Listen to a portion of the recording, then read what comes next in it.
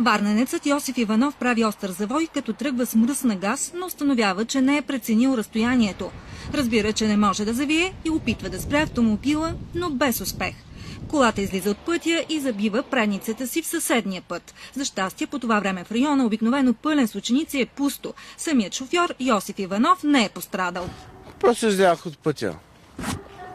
Излязахте и изпуснахте колата, управлението? Да, така ли? да. Но иначе нищо ви няма? Не. И сега какво? Чакате? Чакам да дадат становището на полицаите. Ага. А от гражданска защита някой извикахте ли да ви измъкне колата или няма да се наложи? Чакам гражданска защита в момента. Ага. А вие да не сте пил малко? Не съм пил. В настроение сте, виждам обаче. Така ли? Не. Притеснени ли сте сега? Не. Няма за какво. По принцип не. А случвало ли се така друг път някакви такива неща? По принцип не е за първи път. Ага. Дано да е за последен. Дано да е така. Макар и да твърди, че не е пил, на Йосиф Иванов му взеха кръвна проба. В зависимост от резултатите, Иванов може да остане без книжка.